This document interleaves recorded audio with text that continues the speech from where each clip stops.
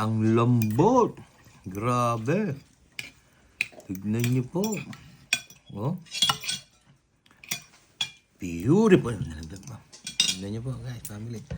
Lagyan natin ng pineapple sa gilid. Tsaka yung sarsa. Yan po natin. Prasong pineapple. Tapos kaprasong pata. Tapos konting patis lang po. Kapraso lang. Yan, family guys. Tikman po natin. Patatim with pineapple. Ano ba? Patatim with pineapple.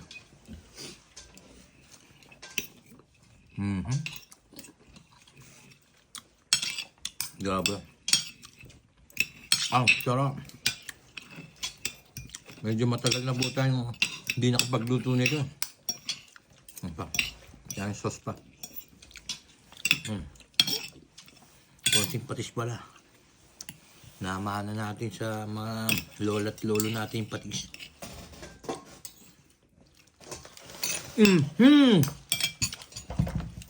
Delicious. Tama-tama po yung tamis, yung alat, saka po yung pata. Tama-tama po yung lambot. Hindi siya sobrang lambot.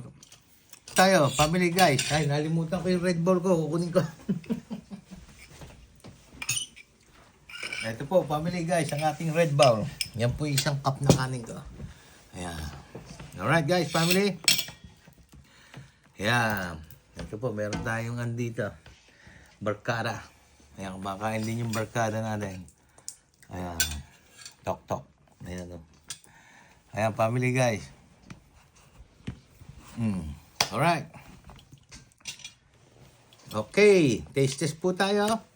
Tikman natin yung ating patatim with pineapple. Tignan natin kung masarap po yan, guys, family. Ito po ating mahiwagang Red Bull. Ayan. Medyo matigas na po yung kanin natin. Ininit nila sa microwave. Ayan. Guys, family. Wala na pong serving spoon to dahil sa akin lang tong isang plato na to. Please excuse me.